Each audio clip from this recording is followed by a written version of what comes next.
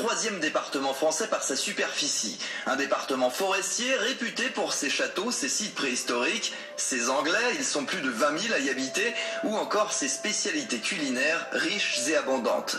Les villes les plus fameuses s'appellent Sarlat, Bergerac ou encore Périgueux et ses ruines gallo-romaines, mais nous partons cette fois-ci à la découverte d'un Périgord méconnu.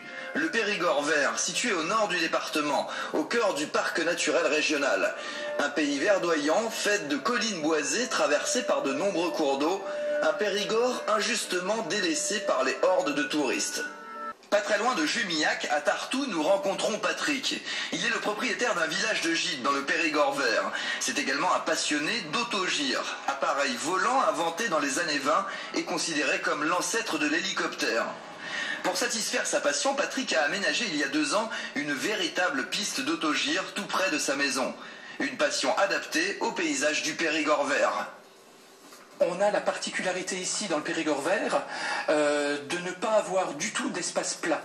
Donc il nous fallait une machine qui puisse se poser très court, donc sur 150-200 mètres maximum. C'est une machine aussi qui a une particularité qui n'est pas sensible aux turbulences, donc au vent. Donc ce qui nous permet de voler quasiment à n'importe quel moment quand il y a du vent, quand il fait trop chaud. En fait, on vole tout le temps, sauf quand il pleut. C'est vraiment la seule machine qui aujourd'hui permet de réaliser autant d'heures de vol dans l'année. On a pu faire un petit hangar à côté de notre maison qui fait 3 mètres par 10. C'est pas plus grand qu'un garage de voiture ou à peine. Donc je déverrouille le frein rotor, ce qui va permettre au rotor qui est juste au-dessus de nous d'être libre et de pouvoir tourner. Voilà, donc on a décollé. On va chercher notre vitesse de sécurité.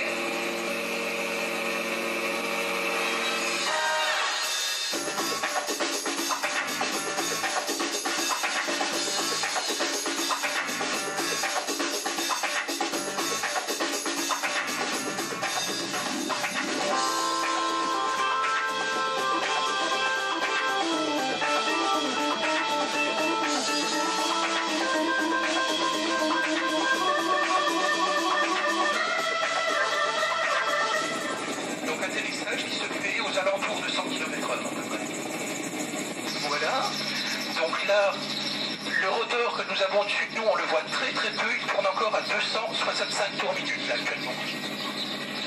Voilà. Désormais, Patrick organise des baptêmes pour faire découvrir les splendeurs du Périgord vert. 80 € pour une demi-heure de sensations fortes. Ce qui est extraordinaire, c'est que le passager voit la même chose que le pilote.